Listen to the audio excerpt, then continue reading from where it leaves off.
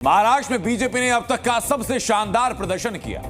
महायुति के लिए बड़े बहुमत के साथ सरकार बनाने का रास्ता खोल दिया। तो वहीं उत्तर प्रदेश में योगी आदित्यनाथ के लिए अग्नि परीक्षा माने जाने वाले उपचुनाव में योगी अव्वल नंबर लेकर उभरे।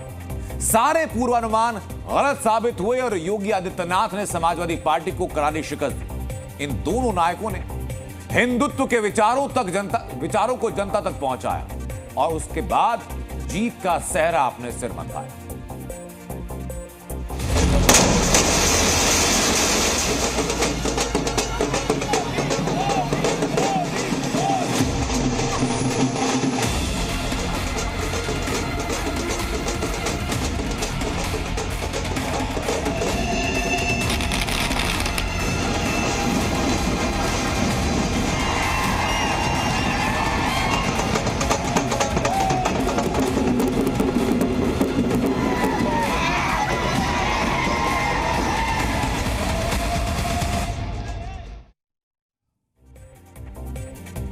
ये तस्वीरें आपने देखी जहां उत्तर प्रदेश और महाराष्ट्र में जीत दर्ज करने के बाद बीजेपी कार्यकर्ताओं ने खुशी मनाई। उत्तर प्रदेश के उपचुनाव में जीत सिर्फ बीजेपी की नहीं, यह मुख्यमंत्री योगी आदित्यनाथ की जीत है।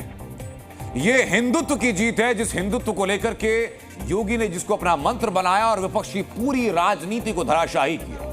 ये तस्वीरें जरा आप देखिए। ये बीजेपी कार्यकर्ताओं के बीच जब योगी आदित्यनाथ पहुंचे उस दौरान की तस्वीरें।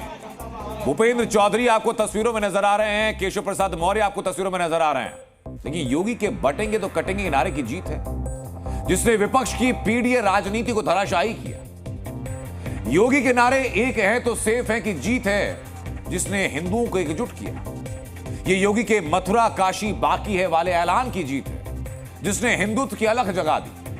यह योगी और संघ के हिंदुत्व की जीत है, जिसकी वजह से मुस्लिम बहुल सीटों पर भी कमल ने अपनी जीत दर्ज की। इस जीत ने योगी को इस कॉन्फिडेंस को नई ऊंचाई दी, जो लोकसभा चुनाव के नतीजों के बाद कुछ लो होता हुआ नजर आया। इस जीत से योगी ने उन लोगों को जवाब दिया जो ये कह रहे थे कि अब यूपी पर योगी की पकड़ कमजोर पड़ रही है। इस जीत से योगी ने उन लोगों को जवाब दिया जो ये कह रहे थे कि उपचुनाव के नतीजों के बाद योगी मुख्यमंत्री नहीं रहेंगे। लेकिन आज के नतीजों ने साफ किया कि उत्तर प्रदेश में कोई मठाधीश है तो आदित्यनाथ योगी। देश की जनता नकारात्मक राजनीति को, बांटने वाली राजनीति को पूरी तरह खारिज कर चुकी है। और इसीलिए हम कह रहे हैं कि बटेंगे तो कटेंगे, एक रहेंगे तो सेफ रहेंगे। तो एक रहेंगे सेफ रहेंगे पर देश की जनता जनार्दन ने राष्ट्रीय एकता और अखंडता को मजबूती प्रदान करने के लिए, सुरक्षा और समृद्धि के लिए अपना जनादेश दिया है। यूपी में 9 सीटों पर उपचुनाव था, लेकिन यूपी की राजनीति के लिहाज से नतीजों के मायने बहुत अहम, क्योंकि बीजेपी ने कुछ सीटों पर पूरी तरह उलटफेर किया और यह संभव हुआ योगी के हिंदुत्ववादी एजेंडे की वजह से। सबसे पहले बात जिस सीट की होनी चाहिए उत्तर प्रदेश में, वो है कुंदर की विधानसभा। कुंदर की विधानसभा सीट पर लगभग 60% वोट मुस्लिम समुदाय के हैं। कुंदर की विधानसभा मुरादा लोकसभा के अंदर आती है और इसी साल लोकसभा चुनाव में समाजवादी पार्टी के जियाउर रहमान बर्क मुरादाबाद से सांसद चुने गए। इस सीट पर पिछले 3 विधानसभा चुनाव में समाजवादी पार्टी ने जीत दर्ज की। 1996 से मुख्य दलों में सिर्फ बीजेपी ऐसी है जो हिंदू उम्मीदवार उतारती आई और इस बार कुंदरकी की सीट पर 12 उम्मीदवार थे, जिनमें से सिर्फ एक बीजेपी के रामवीर सिंह थे जो हिंदू थे और वो भी लगभग 1 लाख के बड़े मार्जिन के साथ वो जीते। कुंदरकी सीट पर मुख्यमंत्री योगी आदित्यनाथ ने 2 बड़ी रैलियां की थी और उस सीट पर जीत दर्ज की, यानी कुंदरकी में स्ट्राइक रेट 100%। इन उपचुनाव में दूसरा बड़ा उलटफेर हुआ अंबेडकर नगर की कटेरी सीट पर। वो तस्वीरें दिखाता हूं आपको। अंबेडकर नगर की कटेरी सीट पर दूसरा उलटफेर हुआ। विधानसभा चुनाव में कटेरी को समाजवादी पार्टी के लालजी वर्मा ने पिछली बार जीता था। इस बार समाजवादी पार्टी ने लालजी वर्मा की पत्नी शोभावती वर्मा को टिकट दिया, लेकिन जीत हासिल हुई भारतीय जनता पार्टी के धर्मराज निषाद को। कटेरी की सीट पर मुख्यमंत्री योगी आदित्यनाथ ने 3 बार प्रचार किया था और यहां पर जीत पक्की कर दी। आज नतीजा सामने आ गया।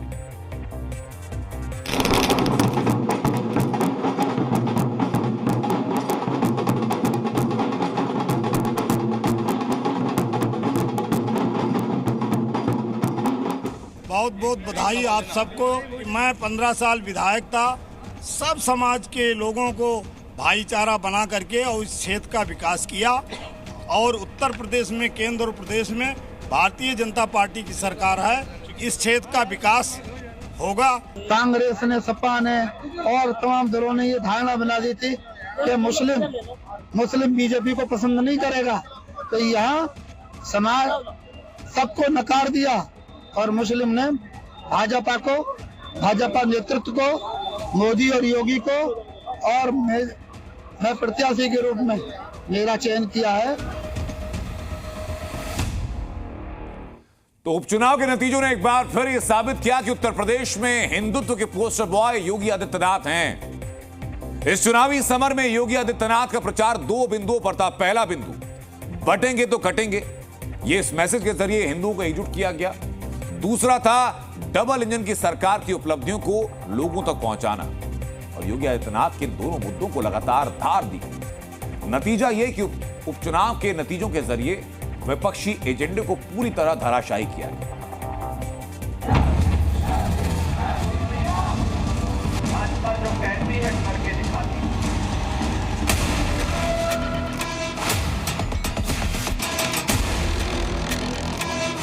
बटिए मत, क्योंकि जब भी बटे थे तो कटे थे। और पेशेवर अपराधी और माफिया आज इनका सागिर्द बन चुका है। शोभा यात्रा को देख करके गर्व के और श्रद्धा का भाव आने की बजाय वे पाकिस्तान का झंडा लहराते हुए दिखाई देते हैं। फिर से एक रहेंगे तो मथुरा भी और काशी भी इंतजार कर रहा है।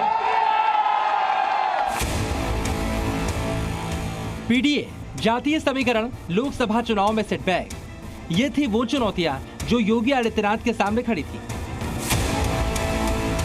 राजनीति में कई बार ऐसा होता है, जब चैलेंजेस बड़े होते हैं तो नेता उन चुनौतियों में उलझ जाते हैं। लेकिन योगी आदित्यनाथ की पॉलिटिक्स कुछ अलग है। योगी विरोधियों के पिच पर नहीं जाते, बल्कि अपना एजेंडा तैयार करते हैं और उस एजेंडे को जनता के बीच ले जाते हैं। इस बार योगी का पॉलिटिकल मैसेज बटेंगे तो कटेंगे के इर्द गिर्द घूमता दिखा। बटेंगे तो कटेंगे, एक रहेंगे तो नेक रहेंगे। योगी आदित्यनाथ ने हिंदू वोटर्स को यह समझाया कि विपक्ष उन्हें जातियों में बांटना चाहता है। दूसरी ओर गैर हिंदू वोटर को योगी ने बताया कि डबल इंजन की सरकार विकास की गारंटी है। नतीजा हुआ कि हिंदू वोटर्स ने जाति के कार्ड को नकारा और गैर हिंदू वोटर ने विकास के मैसेज को समझा। ये कोई हवाई आकलन नहीं, ये वो ग्राउंड रियलिटी है जो ईवीएम का डाटा सामने आने के बाद नजर आती है। भारत का मुसलमान प्रधानमंत्री नरेंद्र मोदी को पसंद करता है और उस पसंद करने का नतीजा जो आज है वो देख रहे हैं कि मुसलमानों ने अपनी मुस्लिम बहुल अक्सरियती इलाकों से बीजेपी के उम्मीदवारों को जिताया है और भरपूर वोट दिया है। इससे समाजवादी पार्टी के मुखिया अखिलेश यादव को सबक लेना चाहिए। जिस कुंदरकी विधानसभा सीट का मौलाना शहाबुद्दीन बरेलवी ने जिक्र किया, वहां बीजेपी के रामवीर सिंह ने 1.5 लाख से ज्यादा वोट हासिल किए, जबकि उनके सामने खड़े मुस्लिम उम्मीदवारों को मुस्लिम बहुल कुंदरकी में 50,000 वोट तक नहीं मिले। यानी कुंदरकी में मुसलमानों ने योगी आदित्यनाथ पर भरोसा किया, ईवीएम पर कमल का बटन दबाया। इस बार मुसलमानों ने ये मन बनाया कि हमें अब हराने वाला व्यक्ति नहीं बनना है, हमें अब जिताने वाला भी बनना है। और मुसलमान भी अब सत्ता के साथ रहना चाहता है। वो भी चाहता है कि हम सत्ता के साथ रहें, सत्ता में भागीदारी हो और सत्ता की जो योजनाएं हैं वो ज़्यादा से ज़्यादा मुसलमानों तक पहुँचे।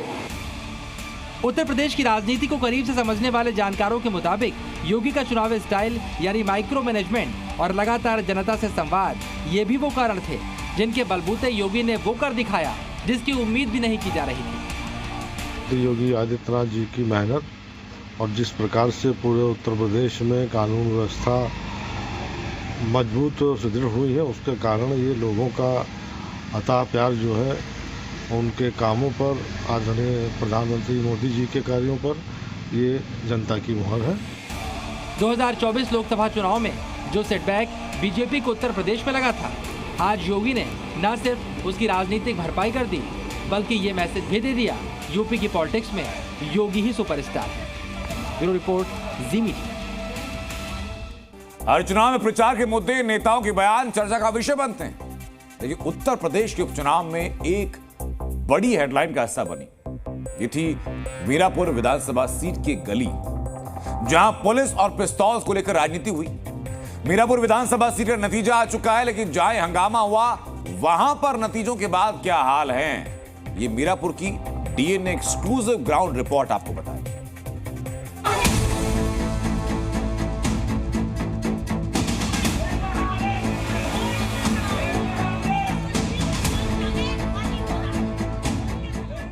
अखिलेश यादव जी इन हमारी माओ का सम्मान करेंगे।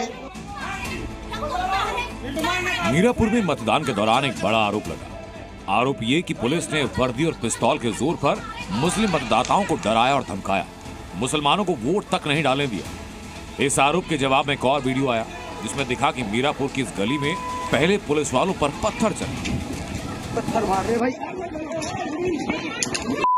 पत्थर मार रहे, हेलमेट पहन लो। मीरापुर में इस हाई वोल्टेज ड्रामे के बाद जब नतीजे आए तो बीजेपी के समर्थन से राष्ट्रीय लोकदल के टिकट पर खड़ी मिथिलेश पाल जीत चुकी हैं और सियासी खानदान से रिश्ता रखने वाली समाजवादी पार्टी की संबल राणा हार गई। कुदरकी और कटेरी की तरह मीरापुर भी एनडीए के लिए बड़ी चुनौती थी। मीरापुर विधानसभा सीट पर लगभग 40% मुस्लिम वोटर। मीरापुर विधानसभा मुजफ्फरनगर लोकसभा में आती और 2024 के लोकसभा चुनाव में समाजवादी पार्टी ने मुजफ्फरनगर सीट पर जीत दर्ज की थी।